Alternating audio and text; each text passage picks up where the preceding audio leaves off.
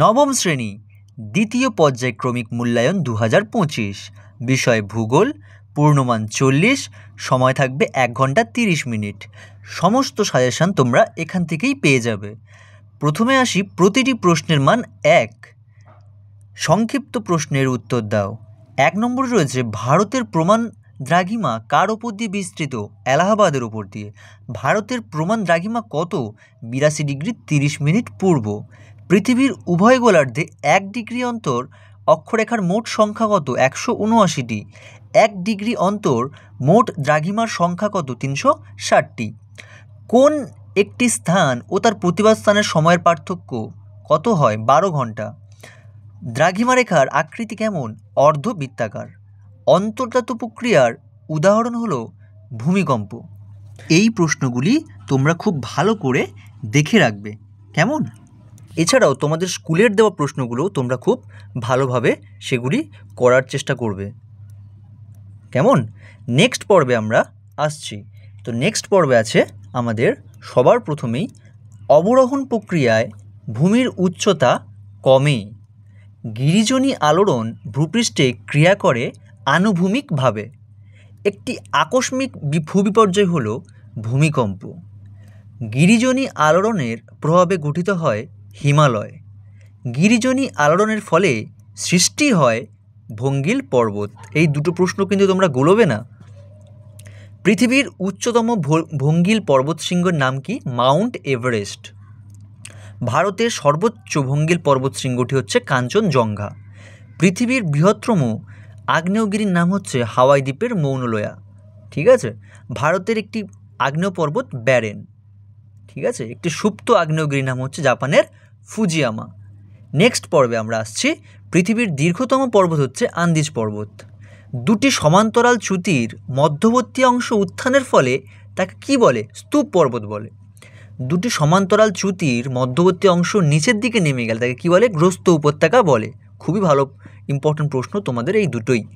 পৃথিবীর বৃহত্তম গ্রস্ত উপত্যকা কোনটা? The great rift valley. একটি মৃত আগ্নেয়গিরির নাম হচ্ছে মায়ানমারের পোপো। পৃথিবীর বৃহত্তম শিল্ড আফ্রিকান শিল্ড। ভারতের উচ্চতম মালভূমি লাদাখ।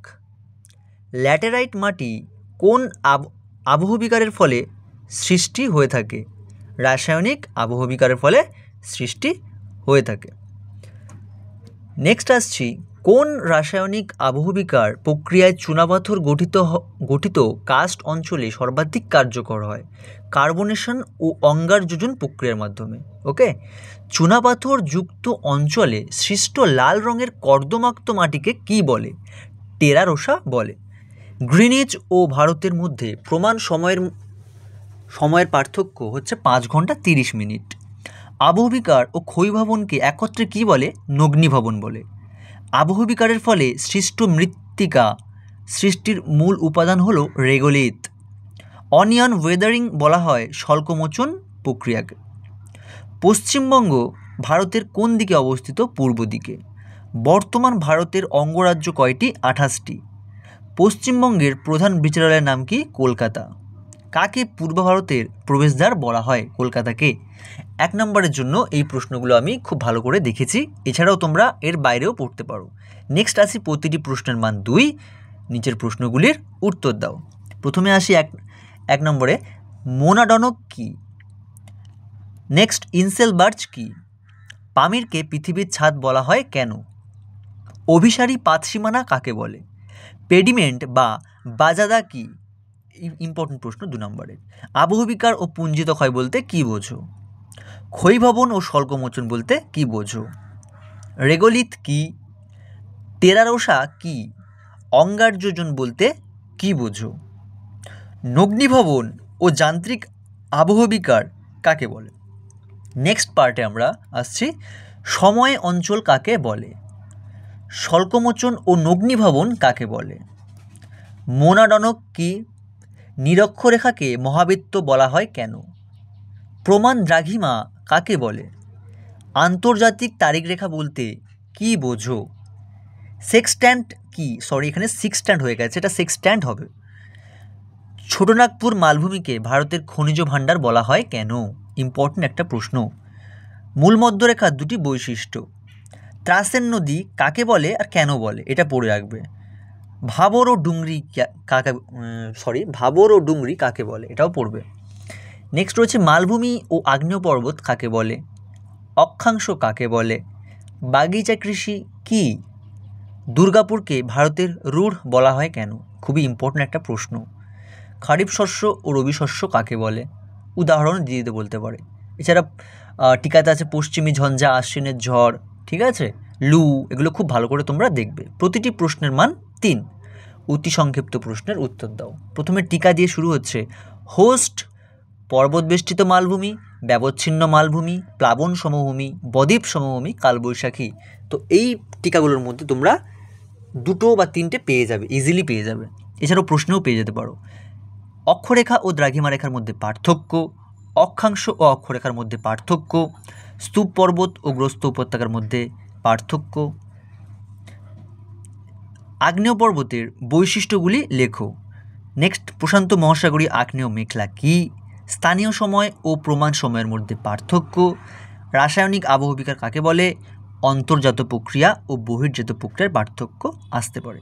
নেক্সট আছি, কংসাবতীকে মেদিনীপুরের দুঃখ বলা হয় কেন, উত্তরবঙ্গের নদীগুলি বন্যাপ্রবণ হয় কেন, পশ্চিমবঙ্গের সুন্দরবন অঞ্চলে খাঁড়ি দেখা যায় কেন, পশ্চিমবঙ্গের শীতকাল শুষ্ক ও গ্রীষ্মকাল উষ্ণ ও আর্দ্র প্রকৃতির হয় কেন, ঠিক আছে, পশ্চিমবঙ্গের জলের বহুমুখী ব্যবহার লেখো। 3 নম্বরে তোমরা এই প্রশ্নগুলো খুবই ভালো করে দেখে রাখবে। নেক্সট আসি, প্রতিটি প্রশ্নের মান 5। তো 5 নম্বরে আমি তোমার কিছু প্রশ্ন কালেক্ট করেছি তোমাদের জন্য। সেগুলি হলো, পৃথিবীর বিভিন্ন অক্ষরেখাগুলির পরিচয় দাও, খুবই ইম্পর্টেন্ট প্রশ্ন। অক্ষাংশের ভিত্তিতে পৃথিবীর তাপবলয়গুলি ব্যাখ্যা করো। এই 2টো প্রশ্নের মধ্যে তোমরা একটা পেয়ে যাবে। এছাড়াও পাত সংস্থান তত্ত্বের সাহায্যে ভঙ্গেল পর্বতের উৎপত্তির ব্যাখ্যা ও মহীখাত তত্ত্বের সাহায্যে ভঙ্গেল পর্বতের উৎপত্তির ব্যাখ্যা, এই 2টো প্রশ্ন থেকেও তোমরা যে কোনো একটা পেয়ে যাবে। নেক্সট, পশ্চিমবঙ্গের স্বাভাবিক উদ্ভিদের বর্ণনা দাও, খুবই ইম্পর্টেন্ট প্রশ্ন।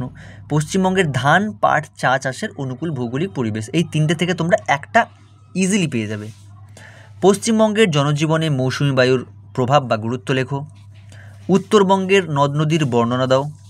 এছাড়াও রয়েছে পশ্চিমবঙ্গের স্বাভাবিক উদ্ভিদের বর্ণনা দাও। পশ্চিমবঙ্গের প্রধান নদীর গতিপথ সম্পর্কে বর্ণনা করো।